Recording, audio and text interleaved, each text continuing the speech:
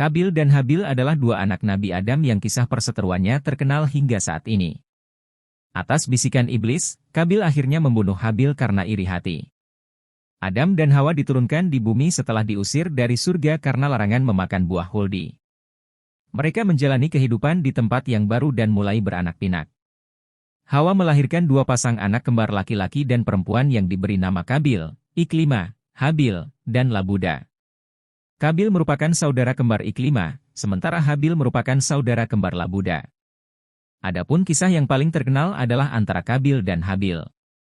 Dikutip dari buku kisah para nabi sejarah lengkap kehidupan para nabi sejak Nabi Adam alaihissalam hingga Nabi Isa alaihissalam oleh Ibnu Katsir, As-Sadi menceritakan dari Abu Malik dan Abu Shalih, dari Ibnu Abbas, dari Murrah, dari Ibnu Mas'ud, dari sebagian sahabat Nabi bahwa setelah mereka berempat sudah balik, Allah memerintahkan Adam untuk mengawinkan anak-anaknya yang tidak sekandung.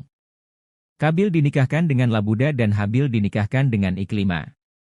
Akan tetapi, karena paras yang Labuda yang tidak cantik Iklima, Kabil merasa dengki karena Habil dapat menikah dengan saudara kembarnya. Ia bahkan mendapat bisikan dari iblis untuk membunuh Habil. Dikarenakan tidak mau mengalah dan penuh rasa iri hati, Nabi Adam yang tidak ingin melanggar anjuran dari Allah pun memerintahkan kedua putra untuk berkurban agar dapat mengambil pilihan terbaik. Habil dan keimanannya diriwayatkan dari Ibnu Abbas dan Ibnu Umar, putra Adam yang bernama Kabil mempunyai ladang pertanian. Sedangkan Habil mempunyai peternakan kambing. Mereka berdua pun menyerahkan kurbannya berdasarkan perintah Allah.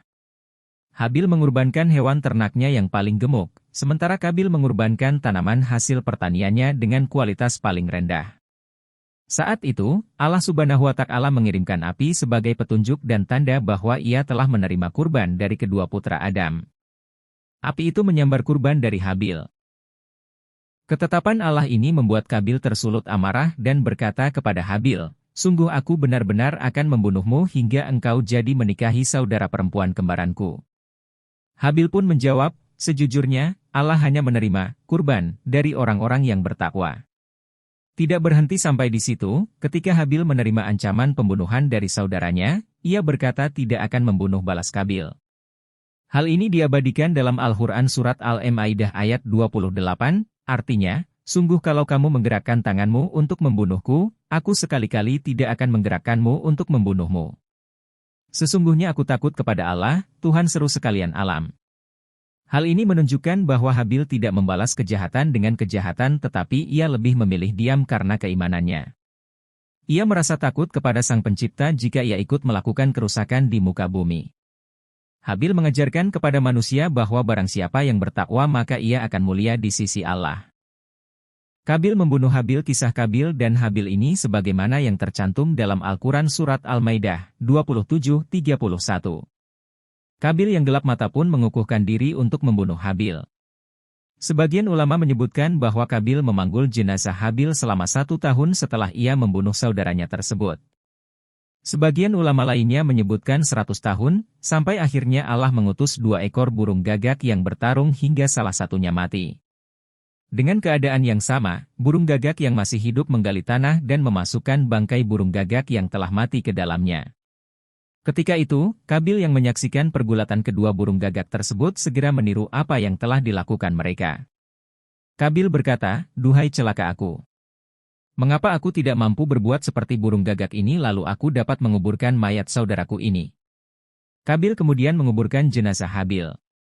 Larangan membunuh sesama berdasarkan peristiwa pembunuhan pertama yang terjadi di muka bumi, Allah kemudian menurunkan firman tentang larangan saling membunuh.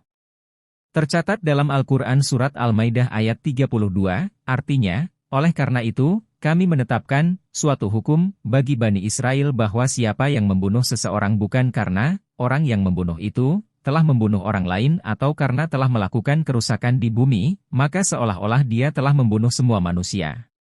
Sebaliknya, siapa yang memelihara kehidupan seorang manusia, dia seolah-olah telah memelihara kehidupan semua manusia. Sungguh, Rasul-Rasul kami benar-benar telah datang kepada mereka dengan membawa keterangan-keterangan yang jelas. Kemudian, sesungguhnya banyak di antara mereka setelah itu melampaui batas di bumi. Kisah Kabil dan Habil ini menjelaskan betapa dengki dan rasa iri hati, hasad, dapat membuat hati manusia keruh. Alhasil Kabil menuruti bisikan iblis untuk membunuh saudara kandungnya sendiri hanya karena kurban Habil diterima oleh Allah dan Habil mendapatkan Iklimah sebagai istrinya. Sifat tercela inilah yang pada kemudian hari membuat manusia terpecah belah dan saling memusuhi.